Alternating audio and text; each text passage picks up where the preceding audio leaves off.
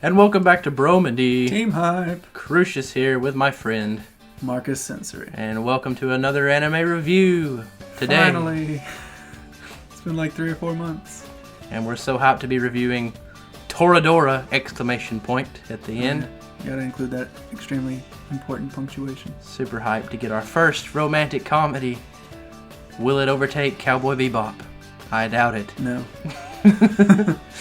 Getting rude early. Spoiler alert, we might spoil shit, but it's a rom-com, you know what's gonna happen. You should be used to this by now.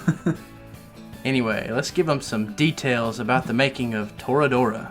The animation company is actually JC Staff, who, what all did they do? They did Slayers. They did all seasons of Slayers, as well as the cult hits A Certain Magical Index, A Certain Scientific Railgun, that, like, certain fan base, I don't know. And also Golden Time, which is apparently a big deal on the internet. So we're sorry to all the Toradora fans who have to hear that name. Yeah. Golden Time does exist, and you do have to deal with it. Apparently, it's very problematic. The animation is kind of... It's very par. It's very par for the course. Because a lot of it focuses on, rather than like... I mean, I'm not saying the other animation's bad, but it seems like most of the work goes into the facial expressions and things like that, which for a romantic comedy really suits the purposes of the show, as the entire time you see, you know, the emotions displaying on the characters' faces. And the focus on that really helps the show as a whole. Because if there's something that some animes like, it's emoting. I mean, you gotta show it on your face for it to like really hit home. Yeah, as when it comes to the environment, there's not a lot of detail put into the school or the exterior, like all the events they go into. It's more it is the characters and how they react to certain situations. The background is very background. And on another point, the sound is also what we would call par. Very atmospheric. Not really any tracks that stand out outside of a couple I can think of. The introduction, pre-parade, or parade, if you like to sing the actual thing. Very catchy opening, as well as a piece called Lost My Pieces. See the top 10 saddest anime soundtracks. It fits the emotional bits quite well. Yeah, although, in the show's defense, like just as a slight heads up, I mean, you can't have too much like grandiose, epic soundtracks in a show that's all about human interaction. Like, I mean, if they had epic fight music and shit like that, it wouldn't flow very well just in the setting of the show. It'd be one hell of a relationship. Yeah. Although, as emotional as some of these characters are, I guess it make a little bit of sense at some points. But they could add some stuff, you know, when Taiga has her little sword around, but sword. It might throw us off. Well, speaking of Taiga, the main female protagonist of the show, she's introduced when she's bumped into by her other protagonist, Ryuji. Now, Ryuji is a scary individual. Very relatable. Very, very relatable to Marcus, apparently. For those who don't know, I look like a fucking gorilla. So. But apparently... Take that back, I'm not very tan. A white gorilla. Yeah, a white gorilla. A silverback. A silverback. I like it. Anyway, fan art, send it to us. That's awesome. Please do. Anyway, back to the topic at hand. Ryuji, on his way to school, apparently all of the students are scared of him. He bumps into Taiga Asuka, who then has a great dislike for the character, and a wonderful relationship blooms. Well, dislike, air quotes. Well, tsundere. A major part of Taiga's character is probably centered around her archetype that she represents, being a tsundere.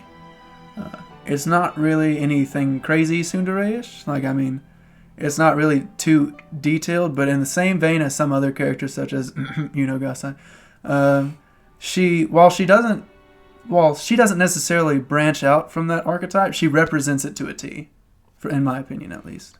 She carries around the typical tropes, such as the kick my crush around and drag him around and get mad at him for no apparent reason except just to be, oh, I actually love you. Yeah, turn red around the person she likes immediately and cannot speak. It's just, she reinforces the archetype with just her entire character. And we talked about this before, is Ryuji kind of fits the typical male protagonist role, such as we talked about Otonashi and Okazaki from like Clannad and Angel Beats. He's just kind of there, and she's kind of pulling him along, dragging him along. He's just a piece of the full story that's occurring. But very clean. Habitually. Habitually.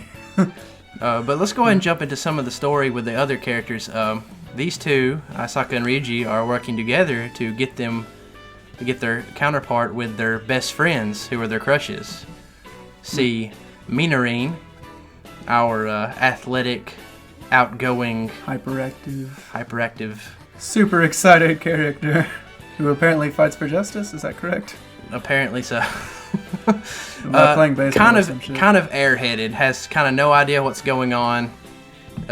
Tries to avoid the whole situation, even though you later on figure out that she does see what's going on and just tries to keep her nose out of it. A very good piece to the story, which Marcus believes is a better character than Taiga. Well, the main reason is because while Taiga stays as sort of a static character... Wait, no, it's dynamic, isn't it? Yeah, I believe it's dynamic. Taiga's more of a dynamic character in which she doesn't really change much, in my opinion. While Minarine actually has to go through things. She has to go through Ryuji actually confessing to her. She has to go through basically getting heckled by Amy all the time. And she interacts with Kitamura all the time, and she knows, knowing what she knows, she goes through it all and basically turns the other way. And eventually, when Ryuji confesses to her, she has to actually face up to it. And it's kind of ironic that the character that's all about justice in that moment turns into a coward. So I felt like her character was actually... There's actually things that could be felt and inferred from her rather than Taiga, in which you pretty much knew how she was going to react to everything, being such a reinforcer of her archetype. Moving on to another character who also we seem to think a little less of, Kitamura-kun. Do we think anything about him at all? Well, like I said, he plays his part as the other person who Taiga loves and who had turned down at one time but solely regrets it now. He's the typical student council president or vice president at the time, because the president, he has a thing for her. It's not to say that he doesn't have much to him, because there was never really a point with Kitamura that I was like, oh, this guy again. You know what I mean? Yeah. He was his own character, he did his own thing, he was actually kind of interesting. The only thing is he lacks any kind of actual screen time where you could see him change or anything like that, except for the arc with the president, student council president. Yes. So apart from that scene and section of the show, really, you don't get much out of it. Apart from him actually confessing his love for another character, he's pretty much a comedy-based piece to put in certain episodes. But going on to the fifth character, Amy, who is the mature, immature fifth wheel of the group. She's the most realistic high school girl of all time. Yeah, supermodel. Well, that's not what I meant. I can take it, though. What I meant was that she's very turbulent. She doesn't really know what she wants or who she wants to be. And you see some of her character go in in her primary arc where you see her at the beginning. But, you don't really see her act out on that very much. So while she does have some sort of development, character progression, it's largely ignored for the rest of the show. So I can appreciate her as a character, and I can appreciate the development she had, but the development she had is weakened by the fact that she did not really act upon that development. Yeah, it was more like you see that she has a crush for Yuji, but the topic is never addressed. Yeah. It's just there. For, I guess, the viewer's amusement. I don't know. But she has the mature level and is the voice of reason, because as she sees the whole plot of the show the entire time. Yeah. She's not left in the dark. She knows exactly what's going on. And then her immature side comes out when she has a little fun with all of this and can, like you said, heckle the other characters. And moving on to the sixth and final character, Inko-chan. He's an animal. He's not a character. See the Bebop review. So we got An and Inko sitting in the corner. How sad. Someone will take care of our animals while we're away. Ah, how sad. We're going to have a special tribute to the animals of anime one day. I swear it. It'll be a 5-minute video. It's going to be a remix song of us saying animals aren't characters. But anyway, moving on to just the gist of the story, and all, like I said, it's completely based around Isaka, Taiga, and Ryuji working together, Tiger and Dragon, to get with their best friends. Yeah, the story doesn't really go outside the limits of... It's basically confined within the range of, hey, these two people have to fall in love by the end. And it's just them molding these characters basically in situations that force them to adapt and realize their feelings for one another. And as we were talking about, the situations they're put in are very generic. Yes. Very typical. You've got your cultural festival that always happens in anime. You've got the field trip, the bonding time. It's just it's basically the same thing that you see across multiple anime. the important part, as it is in most rom-coms, is basically the character interactions change. So while you see the same, like, almost grown-worthy setting, you've got your own characters. Like, once again, this show isn't repetitive or, I mean, it's original. There's more to it than just, here we go, the usual scene with the usual characters and a bunch of stereotypical, archetypical characters. You get your own, it tells its own story. Now, I feel the way I like to talk about it in a way is the romance that comes out of this is different. It's the same style of romantic comedy, but the romance just feels different. It feels like it's a completely different story in a completely different setting, so you can enjoy the ride in a different way than you enjoy to say another rom-com.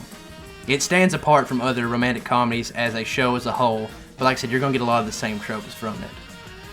So that's why I feel like the show overall rating hype has a enjoyment rating of a 9.0 from Chase Hunt.